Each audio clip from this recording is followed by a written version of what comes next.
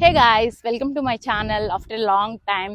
So మీలో ఎవరైనా కుంభమేళకు plan చేస్తున్నట్టయితే ఫిబ్రవరిలో మెయిన్గా శివరాత్రికి ప్లాన్ చేసే వాళ్ళు బీ కేర్ఫుల్. చాలా రష్ ఉంటుంది. ఇప్పుడే జనవరిలో 15 to 20 కిలోమీటర్స్ వరకు అయితే రష్ ఉంటుంది. అండ్ నెక్స్ట్ మంత్ అయితే ఇంకా చాలా రష్ ఉంటుంది, అది ఇంకా శివరాత్రి టైంలో.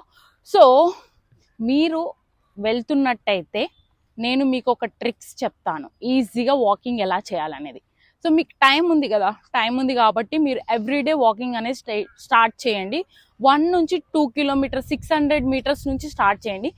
పెద్దవాళ్ళు అయితే లైక్ 40 years ఉన్న వాళ్ళైతే 600 మీటర్స్ 700 మీటర్స్ 800 మీటర్స్ 1 కిలోమీటర్ అలా వాకింగ్ చేసి ప్రాక్టీస్ చేయండి.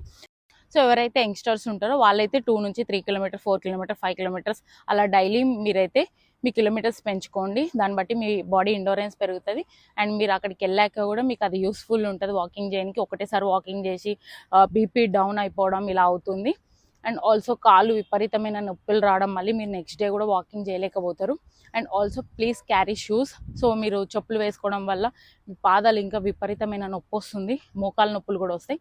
సో షూస్ వేసుకోండి, షూస్ కంపల్సరీ క్యారీ చేయండి.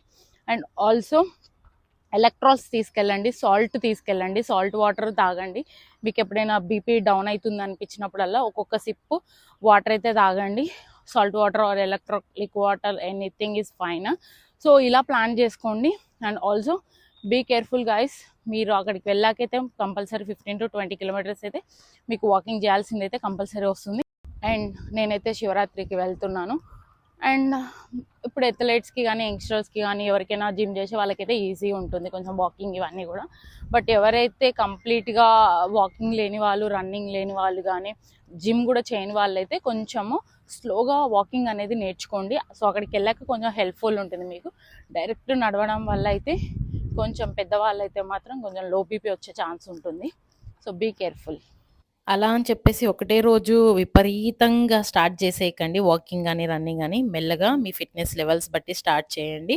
సో దట్ మీకు బాడీ పెయిన్స్ రావు. ఇలాంటి టిప్స్ కోసం నా ఛానల్ని సబ్స్క్రైబ్ చేయండి. See you next video. Bye bye.